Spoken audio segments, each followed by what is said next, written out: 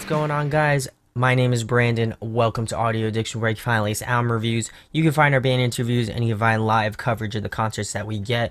I am going to see the Devil Wears Prada show tomorrow. I hope to get this CD along with seeing Silent Planet, Thousand Below, like I just mentioned, Veil of Maya, and of course the Devil Wears Prada. Really excited for that. I posted another album review, August Burns Red's new record. That also came out today as well. I'm going to be working on the Ongoing Concept and Cold Rain. Those will be coming out really soon. And I also worked on Cold Front. They are a pop punk band from Canada. So check those out. And if you liked any of that, make sure to subscribe. Make sure to hit that thumbs up. We got plenty of good stuff coming down the way. So definitely be on the lookout for that. So without further ado, tonight we're going to be talking about Thousand Below's new record, The Love You Let Too Close.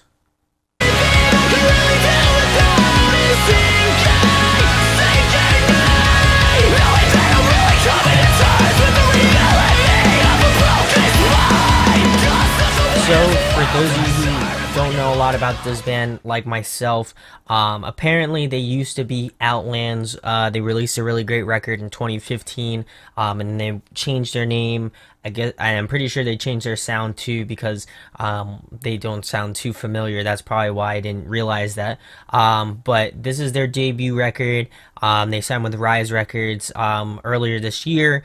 They released a plethora of singles, and I really wanted to kind of do this one. There was a lot of people that were, you know, definitely pushing this band and, you know, asking me to do this. So I wanted to give these guys a full listen. Obviously it's not a complete and an entirely good listen. I probably have gone through this record maybe about between 5 and 10 times. 10 times probably at the max, but definitely around the more 5-ish mark. And I wanted to kind of give my best and, you know, best opinion I could on this record. I wanted to try to get this out before I actually see them tonight. So hopefully that will go out in this time frame. But I'm going to go through each track, giving my thoughts and opinions on it. I'm going to go through some pros and cons, and then I'm going to round it out with an overall rating. So we're going to move into the first track, which is Sinking Me. This one is one of my favorites, and it also happens to be one of the singles that they released. Really digging this sort of drum and vocal combo in the intro. After that, I feel like the track definitely picks up in terms of energy and just, you know, just overall just pace of the track. I definitely feel like it reminds me of a different era of sort of music. It feels like straight out of 2000s post-hardcore. I don't want to say screamo because that will definitely trigger a lot of people, but it also gives me that sort of Under Oath, those sort of popular post-hardcore bands in the 2000s era. I feel like it very harkens to their sound, even a little bit of Seosin too, which are bands that I love. So I feel like this band is kind of right up my alley in that regard. Vocally, I definitely feel like it's solid on both ends, and I feel like I definitely hold a high regard in terms of their vocalist, because he both handles the cleans and the screams, and I feel like he does a justice to both. So I'll have to see them live and kind of give a comparison on that. But in the record, I definitely feel like that holds true in that you know, in that term of phrase. The cleans just have this great tonality to them. They have a little bit of grit, and I just feel like they're really well-rounded. The screams kind of have that, again, that sort of classic sort of post-hardcore sound to them in terms of the 2000s. It almost reminds me a little bit of Spencer Chamberlain into some regard. I feel like vocally on that end it also sounds like him too. I definitely feel like this is a great opener. Again, it has some really great high energy to it, and it definitely gives an idea of what you guys can expect for the record. If you haven't listened to it and you're just going through each track numerically, I feel like it will definitely give you an idea of, you know, the sound that they're going for, and, you know, what people can expect from that. So we're going to move into track number 2, which is Tradition. I believe this was the first single, and they actually released a music video for this one as well. This one is also a favorite of mine, even though I feel like this track is a bit of a curveball too. It starts off a bit slower, and I definitely feel like it picks up after the intro, and kind of dips in and out between the heavy parts and the sort of melodic parts, which I appreciate. I feel like they do the melodic parts very well, but in comparison, they also have some really great, just, you know, really great heavy parts too. So I feel like they find that and just kind of strike that balance between heavy and melody, and just melodic parts very well. Loving the harmonization in the chorus. I'm interested to see how they kind of pull that off live. If they have another guitar member, or some other member in Thousand Below that will do like kind of live vocals, that would be interesting to hear about that. I definitely feel like the bridge offers a bit of a reprieve from the track. It just acts as sort of a break in the track. Again, they have that sort of play off between the more melodic sides and the more heavy parts. So it's cool to have that sort of break from both of those things, and just kind of, I wouldn't say even refocus, but it definitely brings you back, especially when it gets into sort of the last chorus. I feel like it definitely works well. The melodies are absolutely memorable, and I feel like this focuses a lot on just the cleans. In particular, I wouldn't say that there aren't too many screams. I know there is screaming on this track, but I would say the primary focus of this track is absolutely the clean. So we're gonna move it into track number 3, which is Never Here. The intro, for some reason, reminds me a lot of FC Premix from Fall of Troy. If you get that reference, then you get that reference. If not, that's just completely an oversight for me. But the track definitely feels a bit more straightforward in its approach. There isn't like a lot going on, just either, like lead wise or just sonically going on. I feel like it's very cut and dry in that regard. The vocals consist mostly of cleans, much like the last track, Tradition. It's a lot of cleans in this one. I wouldn't say that it's all cleans, but I would say the primary sounds that you'll be getting is definitely clean vocals. I do like the bridge. I feel like it gives you a bit of falsetto from their vocalists. I would definitely like to hear that a lot more in maybe not previous work, in future work. I feel like it was kind of underutilized. There are some parts where you get a little bit of a glimpse, and a little bit of a little taste, but I definitely feel like they can go off that a little bit more. There wasn't enough of a, I guess, break in terms of just vocals. I feel like they were very just on point, very middle of the road sort of vocals. There weren't some really like crazy highs.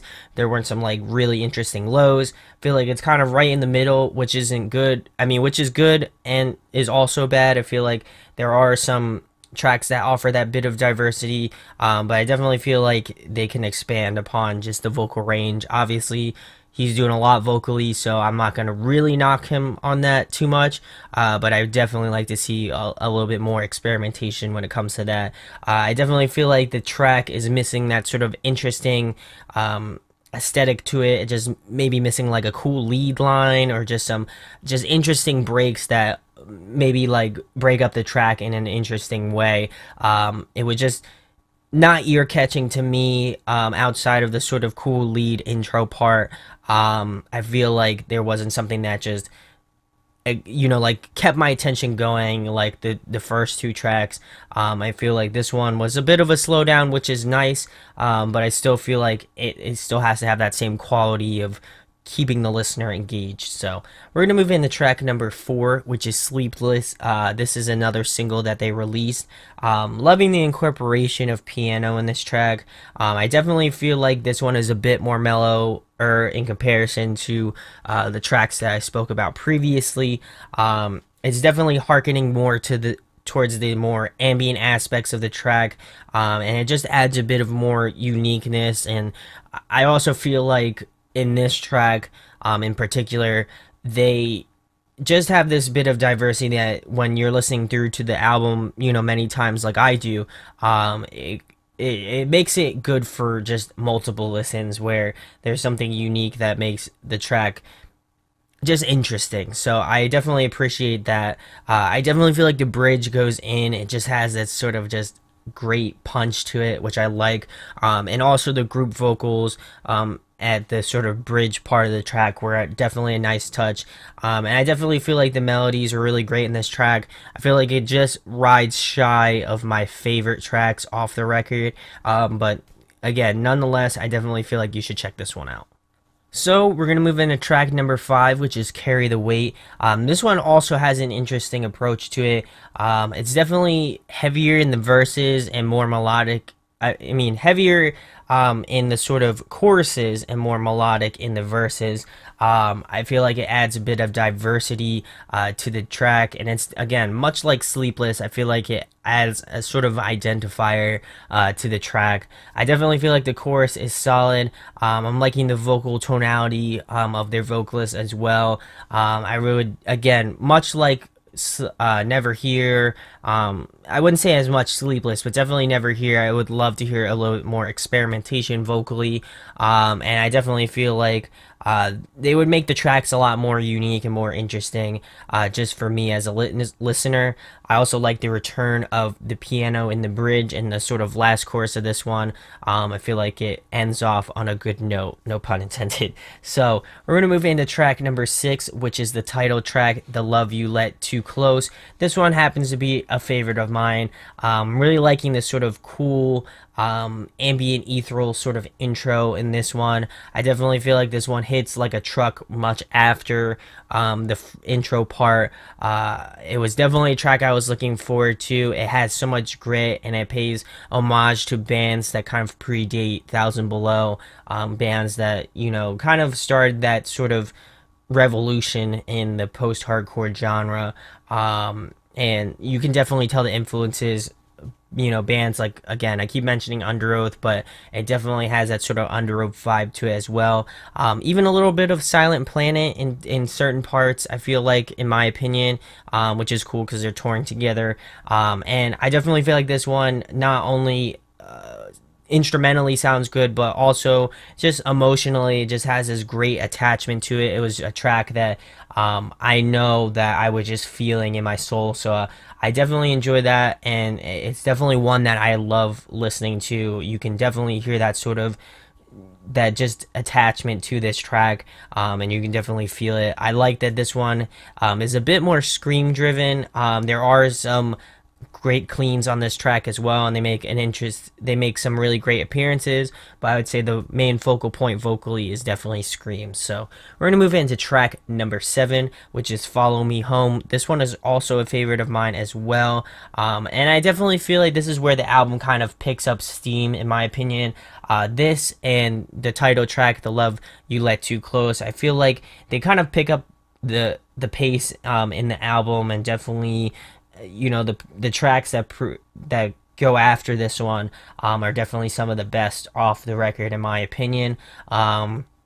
It just has this sort of raw energy to it that is really hard to explain.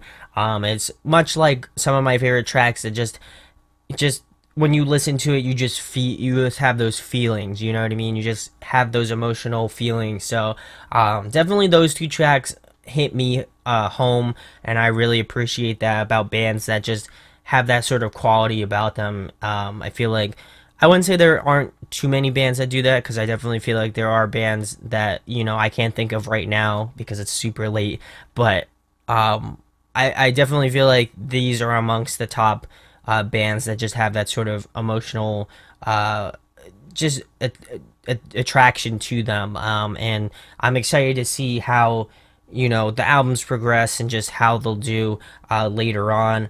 I definitely feel like vocally it's a 50-50 split in terms of screams and cleans.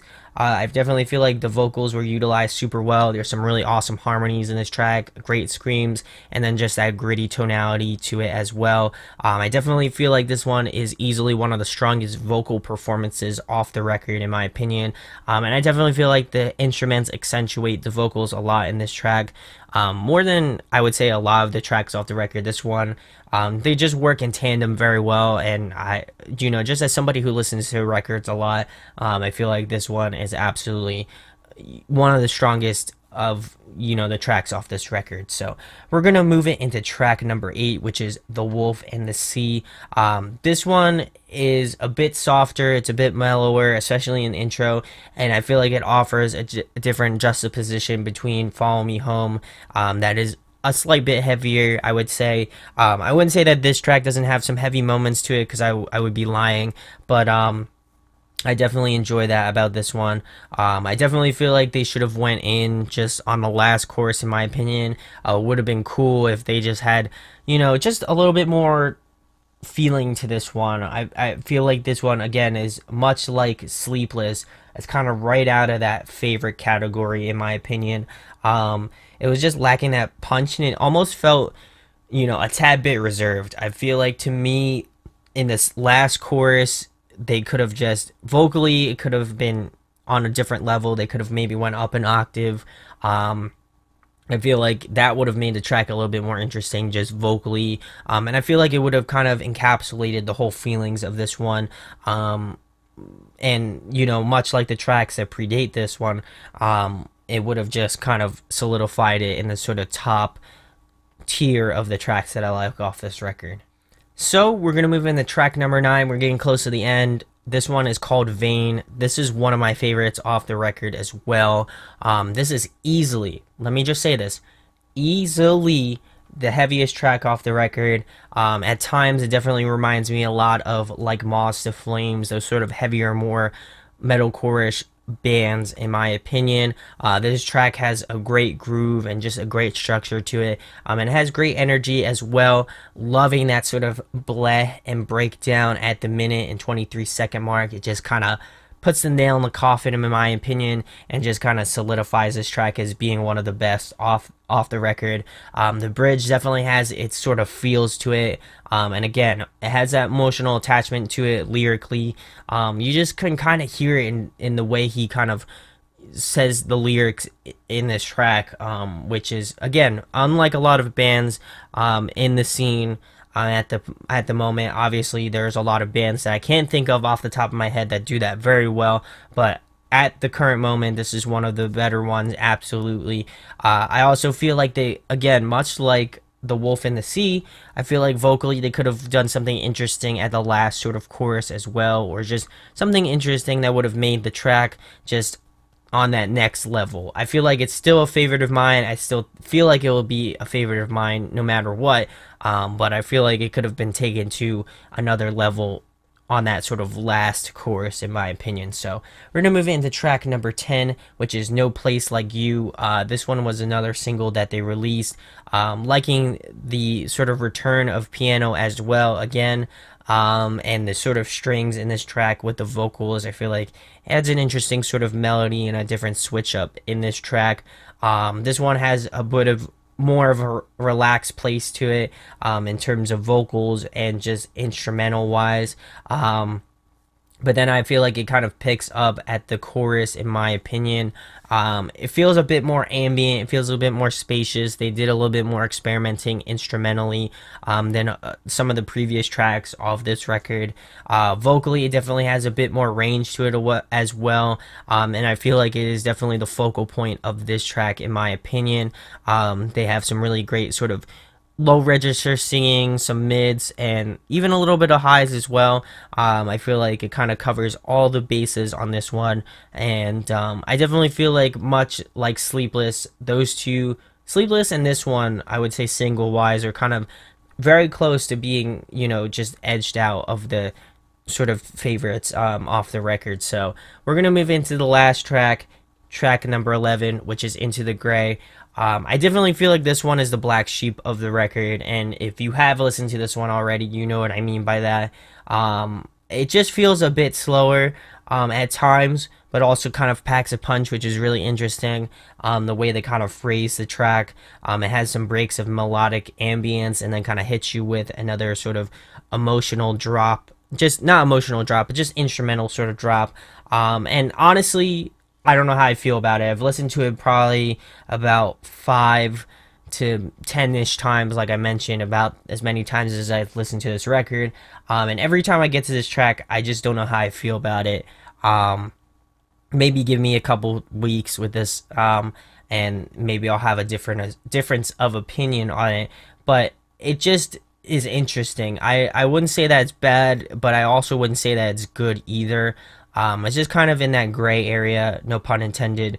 And I just don't know how to explain it, and maybe somebody else can explain it very well in the comments.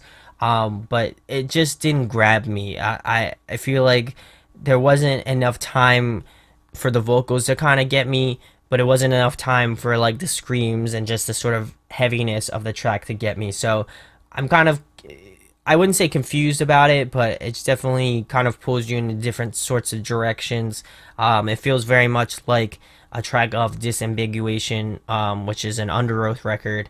It feels very much in that sort of vein too, where it's very like kind of dark and more melodic, and also heavy at the same time. So I think that's why I don't particularly, I wouldn't say I appreciate it, but it's just some track that I'm just not getting. So and I definitely feel like it's an interesting way to just round off the record. So some pros and cons. I feel like vocally it's very strong on both ends. Just screams and cleans, I feel like they nail it home in that.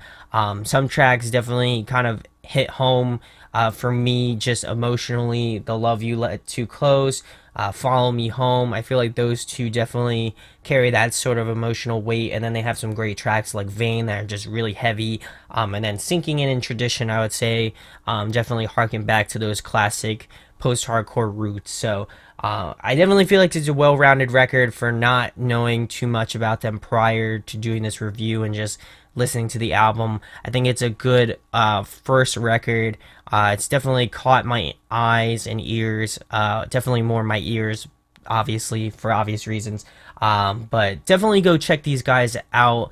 Check out this record. I would highly recommend it. It's on YouTube, Spotify, all that sort of stuff. And they're currently on tour with Devil Wears Prada, Silent Planet, Veil of Maya. So definitely go check them out if they are in your city. I'm excited to go see them tonight when they play at the Troc. So if you are out there, come say what's good. I'll be out there. Hope to get all of the band sets on this tour. So if you enjoy, oh, I forgot to give this album a rating.